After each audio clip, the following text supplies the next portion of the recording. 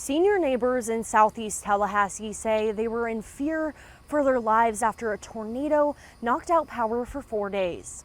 We have been on our own. I'm Kendall Brandt in the Southeast Tallahassee neighborhood. Neighbors that live here at the Brookstone Senior Living complex tell me they were trapped inside the building until resources arrived on Sunday. People were hanging on the wall feeling so they could get to their apartment, and then they didn't even know if it was their apartment because they couldn't see. That's how Jody Hunter described the weekend after tornadoes came through Southeast Tallahassee.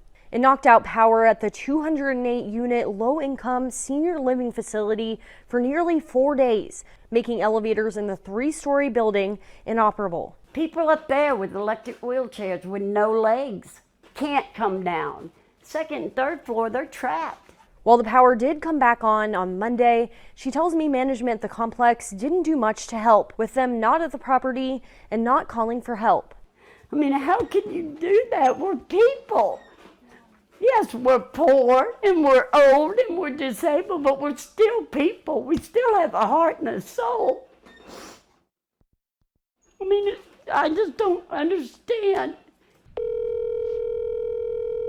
On Monday, I reached out via phone call and email to Cambridge Management, the team behind Brookstone. They did not return my request for comment. I followed up with them Tuesday. Still no response. To get a better perspective, I spoke with Jocelyn Fligger, the president of Big Bend Elder Care Services. As far as independent living facilities for seniors, they are not registered with any of the entities that usually guide senior services, and that leads to a lack of regulation. So no one's required to be there overnight, things like that. No one's required to be on site at places like Brookstone. No.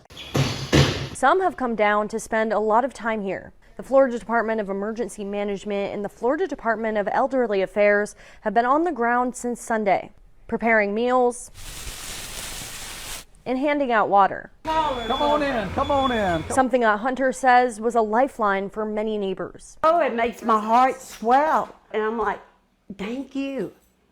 I mean, there are still good people out there in the world. And if you want to help out by donating food or toiletries, you can bring those things to the Big Bend Elder Care Services on West Tennessee Street.